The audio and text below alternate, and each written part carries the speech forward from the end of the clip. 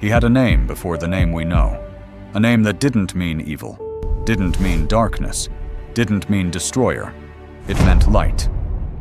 But here is what nobody tells you. The name we gave him, the name carved into 1,000 paintings, whispered in 1,000 horror films, tattooed on 1,000 arms as an act of rebellion. That name? It appears exactly twice in the entire Bible. Once for him, once for Jesus. Same name, same title. Two beings. And the distance between them is the distance between the first morning and the last darkness. Between a reflection that forgot it was a reflection and the sun that never needed one. Tonight we go back before the garden, before the fall, before time had learned to move forward instead of standing still. We go back to the moment when the most trusted angel in heaven looked into the fire, and for the first time in all of eternity, saw himself instead of God. And we follow what happened next. Most of what the world believes about Lucifer was built by a poet, not a prophet, not a theologian. A 14th century Italian named Dante Alighieri, who wrote a work of literature so vivid, so architecturally magnificent, that Western civilization absorbed it as theology. The red skin, the horns, the pitchfork, the subterranean kingdom of fire where Satan sits on a throne of skulls, gleefully managing the eternal punishment of the damned. None of it is in the Bible, not one word. What the Bible describes is something both more beautiful and more terrifying. A being of such staggering perfection that his creation left the rest of heaven breathless.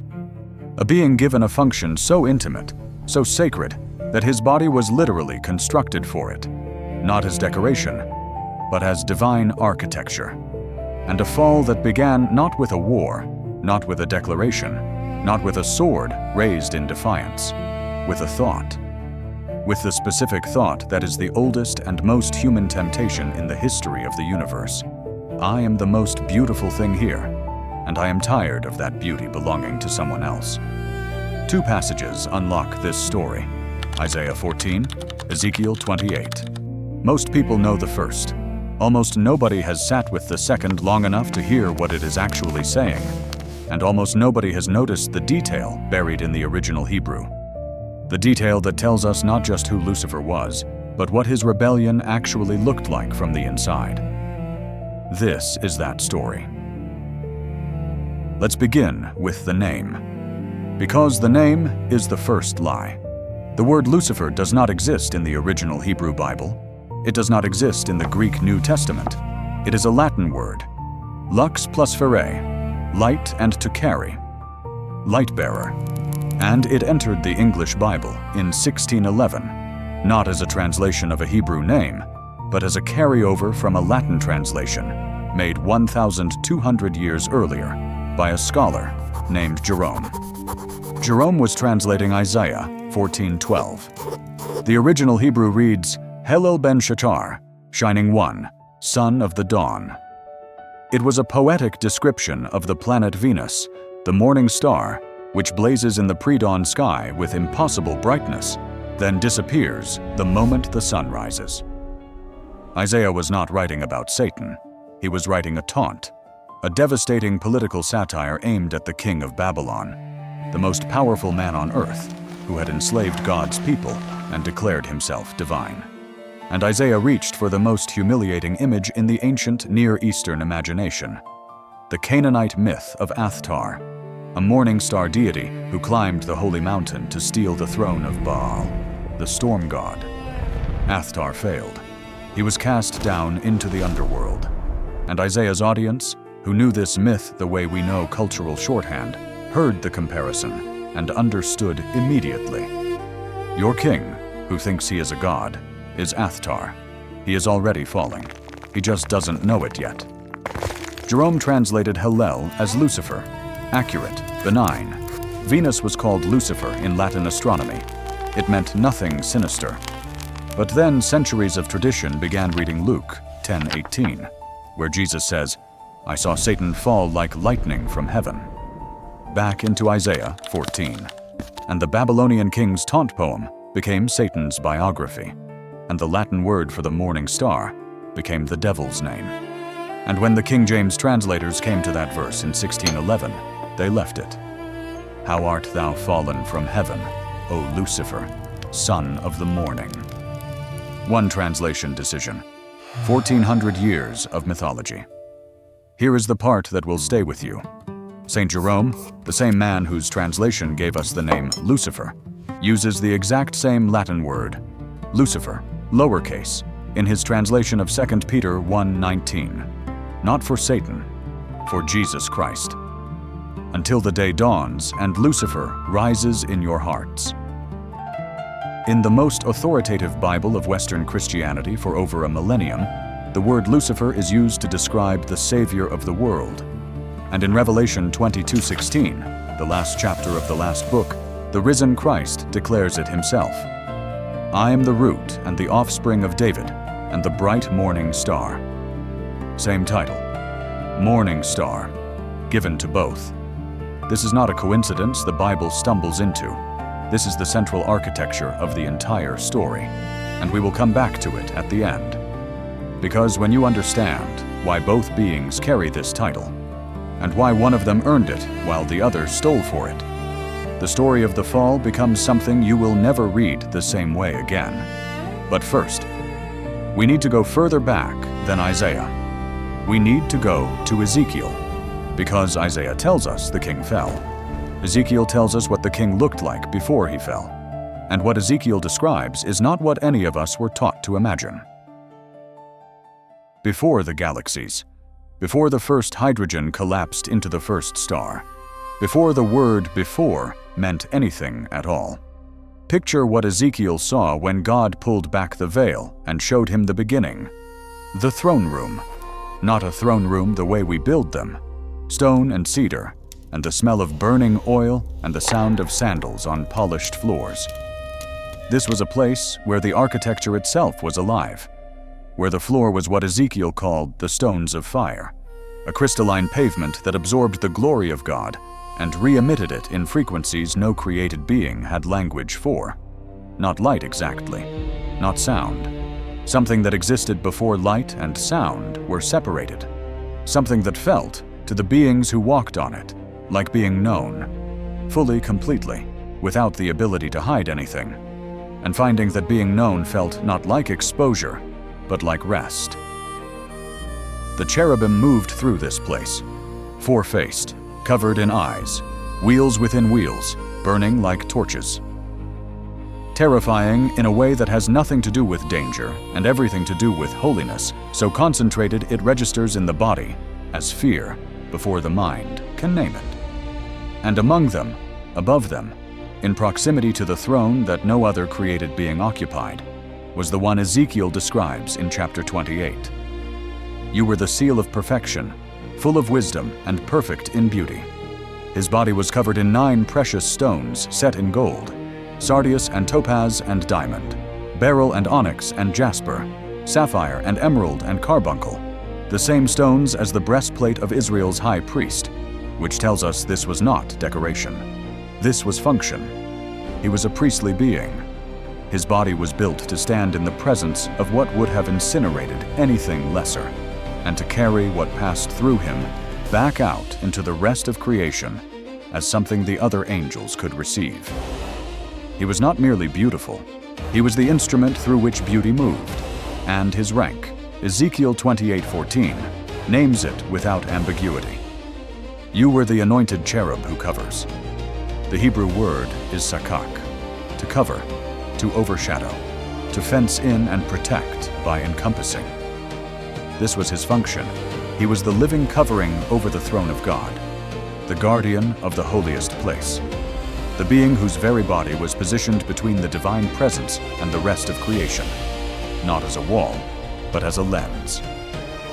Everything that came from God passed through him first. Every wave of glory that reached the rest of the angelic host arrived already filtered through a body built to carry it. He walked where no other created being walked. And here is what Ezekiel 28:15 says about this being, in a sentence that should stop you cold. You were blameless in your ways from the day you were created. God did not make a flawed being. God did not create a ticking bomb with a predisposition toward evil. He made something perfect, and perfection is exactly what made the fall possible. Because perfection, when it is not grounded in the source of its perfection, can become the most intoxicating mirror in the universe. He had carried this light for longer than time had existed. He did not remember, could not name the moment when he had stopped wondering where it came from. The other angels were worshiping. Their voices filled the space around the throne, the way the sound of the ocean fills the air above it. Not something you hear so much as something you breathe. And he was standing at the center of it. As he always stood, his stones blazing, the light of God pouring into him from above and scattering out from him in every direction, like a prism that had been given a soul. The other angels, when they looked toward the throne, saw him first. They always had. What they see when they look toward God, he thought, is me. And the thought should have horrified him. It didn't. The other angels stopped. They turned toward him, not out of obedience, not out of worship directed at him rather than God. They turned the way you turn when something changes in a room, and you feel it before you see it. The way the air changes before a storm. Something had shifted, something small, something that left no visible mark on the stones of fire, or the sound of the worship, or the position of his body in the throne room, but in the unseen architecture of a soul designed to carry light rather than generate it, a crack had opened. And cracks, in eternity, have all the time they need. Ezekiel 28:16 contains a word that most Bible teachers walk past without stopping. The verse says Satan was filled with Urkula, translated in most English Bibles as trade or merchandise. Commentators note it awkwardly. What kind of merchandise does an angel traffic in? Most move on quickly. But the Hebrew word Urkula comes from the root rakal, and rakal does not mean commerce. It means to go about from one to another, to carry stories, to whisper. It is the exact root used in Leviticus 19:16, the commandment that reads, "You shall not go around as a slanderer among your people." Lucifer's trade was not gold or spices, it was doubt. Picture an angel, one of thousands, unnamed, unremarkable, standing at the outer edge of the throne room. He has just finished a cycle of worship. His voice is still resonating somewhere in the stones of fire, already becoming part of the permanent record of praise that fills that place. He is in the way that perfectly made beings are content, simply present, without agenda, without question. And then the Anointed Cherub is beside him, not approaching, simply there. The way a change in temperature is simply there before you realize you're cold. "You worship beautifully," Lucifer says. The angel turns. Something in the sentence is off in a way that has no name yet, because there is no word in the angelic vocabulary for off. Everything has always been exactly what it should be. "As do all of us," the angel says. Yes. A pause, the length of a held breath. Have you ever wondered? And here Lucifer turns, and his stones catch the light, and the angel sees himself reflected in them, small and bright and singular. Why the one who made you requires this of you? The angel does not have an answer, not because the question is profound, because the question is a category of thing that has never existed before. There has never been a why that pointed backward at God. There has only ever been because He is, and because it is true, and because there is nothing more natural than this. It is not a requirement, the angel says finally. It is... What? Lucifer asks. And the angel realizes for the first time that he does not have the word. He has always done it. He has never needed to say what it is. Lucifer smiles. The smile of someone who already knows what you are about to discover. And he moves on, through the outer courts, toward the next angel standing quietly in the resonance of their own worship. He is not hurrying. He has all of eternity. There is a kind of temptation that does not come dressed as temptation. It comes dressed as a question, as intellectual honesty, as the courage to think clearly about things you have simply accepted. and its first move is always the same. It does not tell you that God is bad. It asks you to articulate, for the first time, why God is good. And it waits in the silence while you discover that you have always known this without ever having had to say it. And in that silence, the crack opens. We do not know how long the campaign lasted. Scripture does not give us a timeline for the rebellion in heaven. What it gives us is a number and a battle. The number is in Revelation 12:4. The dragon's tail swept away a third of the stars of heaven, a third of the angelic host, beings who are described in Hebrews as innumerable, a company beyond counting, a third of voices that had sung together since before creation, a third of the faces that had turned toward God since before time. Gone, not gradually, not reluctantly, in a moment. Think about what that means for one of them. For any one of that third, not a statistic, a being with a name, with a function, with a place in the worship that was as specific and irreplaceable as a single voice in a choir. A being who one day stood in the presence of the glory they were made to carry, and the next day was choosing to follow the one who had decided that glory wasn't enough. What does that feel like from the inside? To hear the whisper and feel it fit a shape in you that you didn't know was hollow. Every one of them had that moment. Every one of them made that choice. And then, the war. Revelation 12:7-9. Read it slowly. Now war arose in heaven, Michael and his angels fighting against the dragon. And the dragon and his angels fought back, but he was defeated, and there was no longer any place for them in heaven. Here is what that text does not say. It does not say God descended from the throne and drove out the rebellion personally. It does not say the battle was close. It does not say it lasted long. It says Michael, an archangel, a being of considerably lower rank in the heavenly hierarchy than the anointed guardian cherub. It says Michael and his angels engaged the dragon and his forces, and won. Michael had stood beside him in worship, had seen the light scatter from his body across the heavens, and had felt what every angel felt, the instinct to look, to marvel, to receive the glory that passed through the Anointed One like sunlight through a window. He had watched the change happen across something that felt like a long time, though time did not yet mean what it would mean later. He had felt the worship change quality, still present, still technically correct, but hollowed in some way, a shell of the sound it had been, like a song played by someone whose mind is elsewhere. And now he was standing between the dragon and the throne, not because he was stronger. He knew he wasn't stronger. Because someone had to. Because the throne had to be covered. Because this was exactly the function the Anointed Cherub had been built for, and had abandoned. And if the covering was going to be gone, then someone else would have to stand in that place, even if they were smaller, even if it cost them. The battle was decisive, not close, not uncertain, decisive. And Lucifer, the Anointed Cherub, the seal of perfection, the one who had walked among the stones of fire, was cast out. Ezekiel 28:16.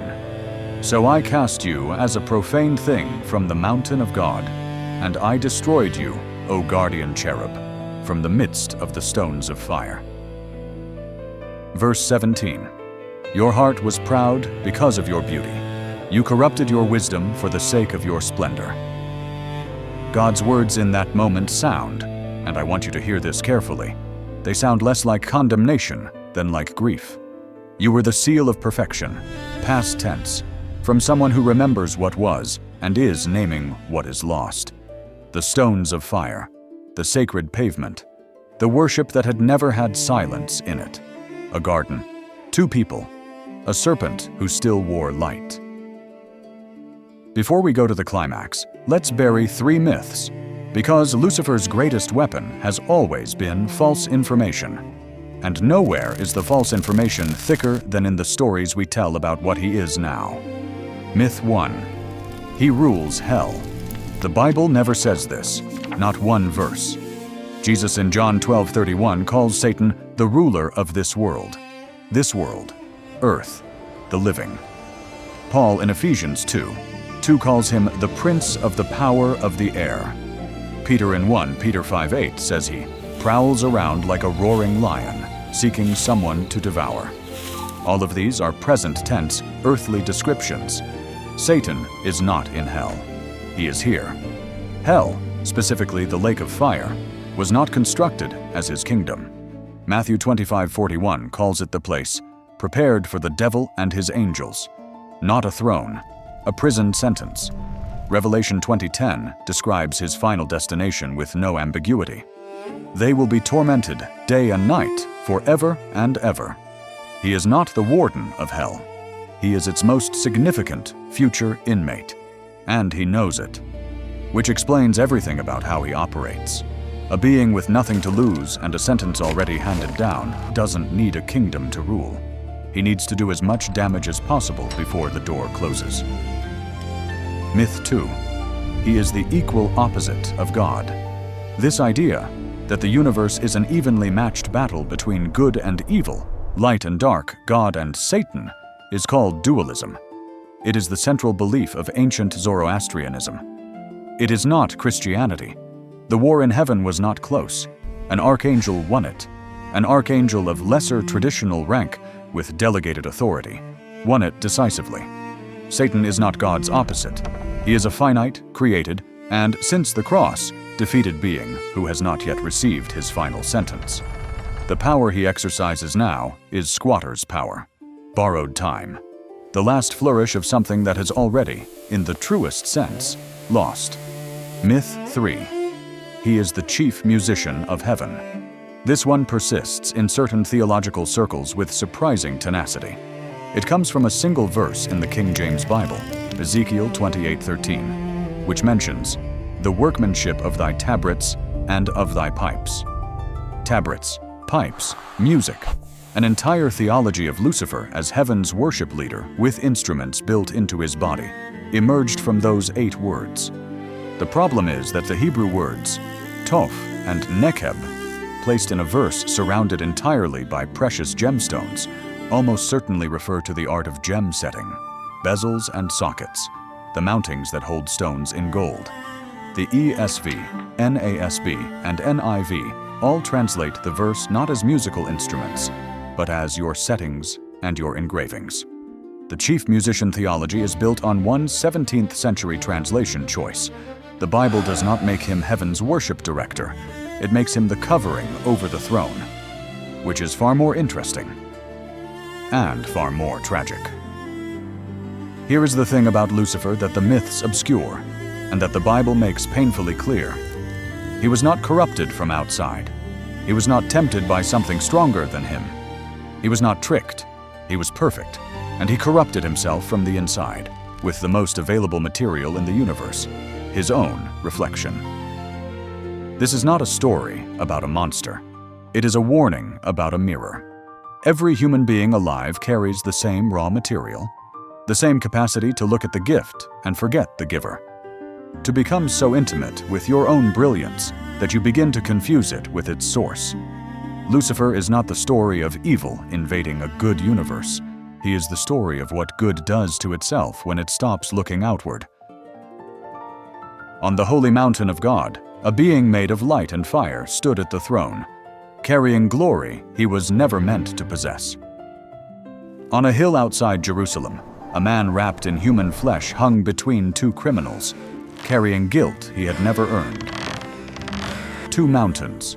Geographers note that Golgotha sits within the same ridge as Mount Moriah, the mountain where Abraham, 2,000 years earlier, bound his son on an altar of wood, where a ram appeared, caught by its horns in a thicket at the last possible moment. The ram that died in the son's place. The ram was not an accident. It was a preview.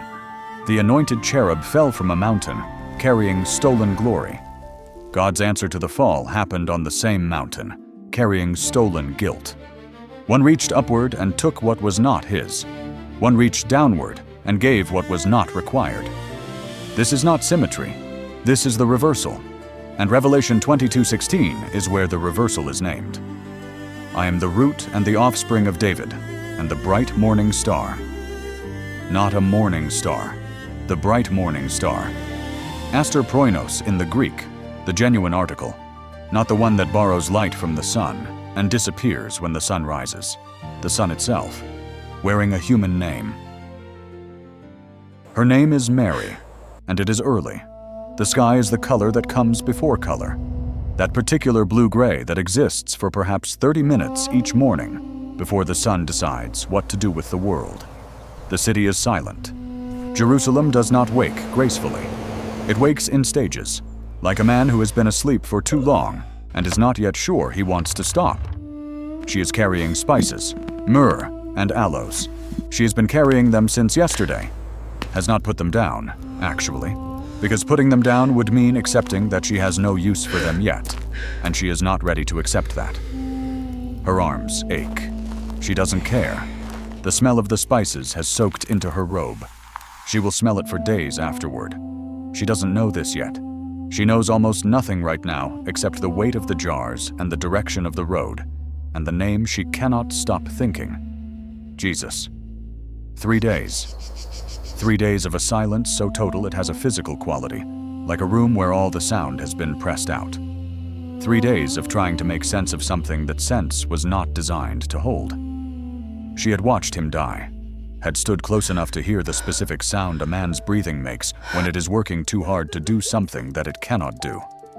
Had watched the moment when it stopped, had seen, in the body that hung there, what absence looks like when it arrives suddenly in a place that had always, as long as you had known it, been full.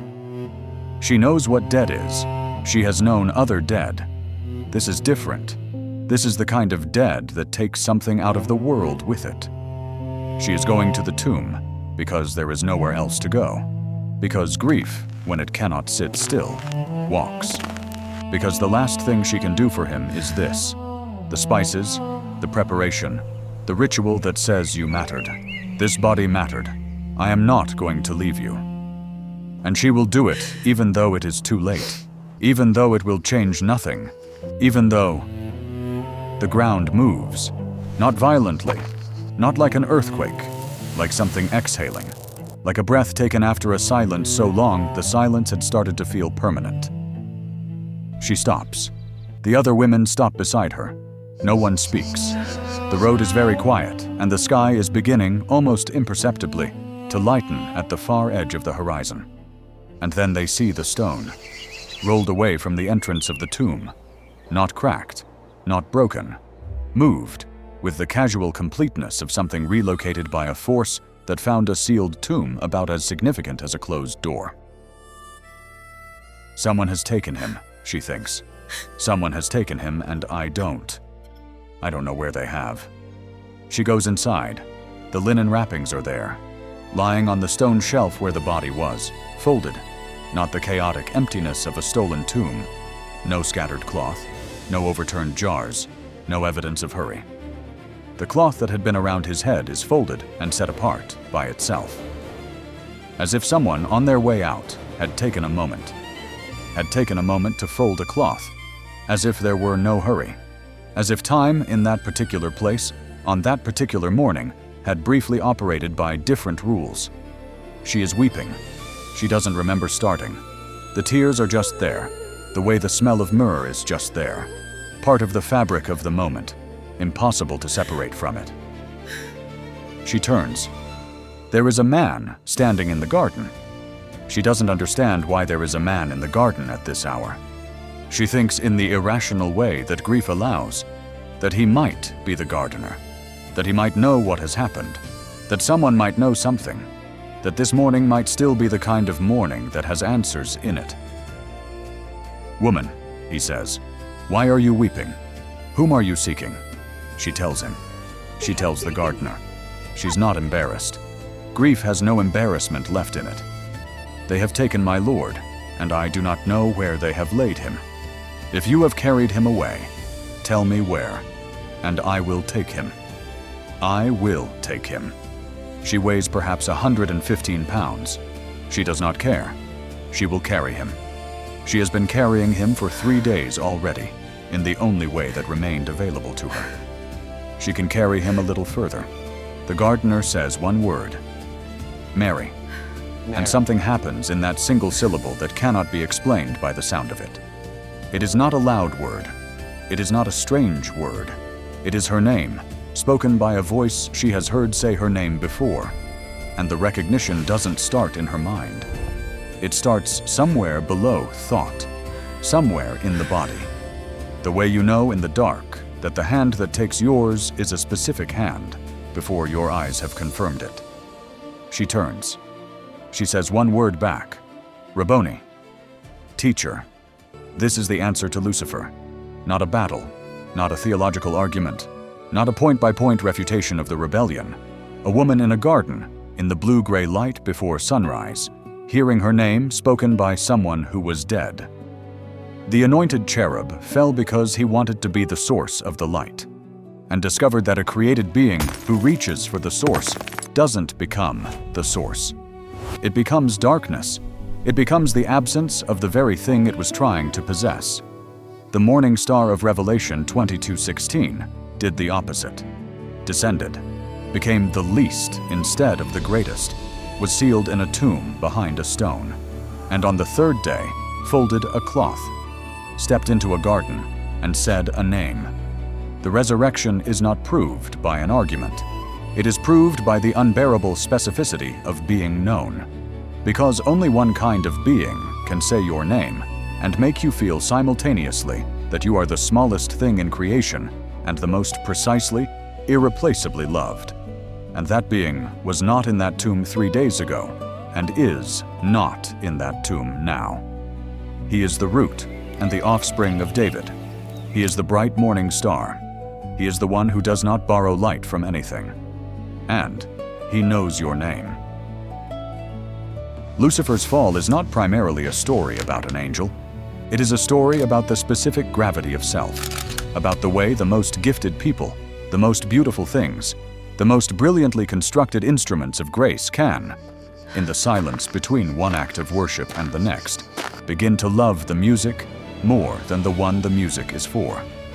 He was made to carry the light. He decided to be the light. And the moment he made that decision, the light went out. Not God's light. His. The light that had made every angel stop and turn. The light that had scattered across the heavens and given the rest of creation a way to see. That light, his light, the borrowed magnificent reflected light of a being in perfect alignment with its purpose. That light died the moment he tried to own it. You cannot own light. You can only carry it, and only as long as you remember where it comes from. This is the oldest warning in Scripture, and the freshest one in your life. Because you are also made to carry something. Gifts that are not ultimately yours. Love that passes through you toward people who need it. Wisdom that arrived from somewhere above your own capacity to generate it. And every one of us at some point holds something beautiful long enough that we begin to feel like its author. The invitation of this story is not to live in fear of your gifts. It is to hold them in open hands, to be the prism, not the sun, to be the morning star that faithfully reflects, and to trust that the real light, the uncreated light, the Aster Proinos who stepped into a garden and said a woman's name, that light is sufficient, that it does not need you to become it. It only needs you to carry it. Before you go, if this moved something in you tonight, I want to hear what it was. Not just a thumbs up. Leave a comment. Tell me, what did you believe about Lucifer before tonight? And what changed? Those conversations down in the comments are where this community does its best thinking. If you want to go deeper, the angelic rebellion, the war in heaven, what the book of Job reveals about what Satan is actually doing right now. Subscribe and hit the bell. This is a series. We are just getting started. Like this if it opened something. Share it with someone who is asking the hard questions. He is risen, and he knows your name. We'll see you in the next one.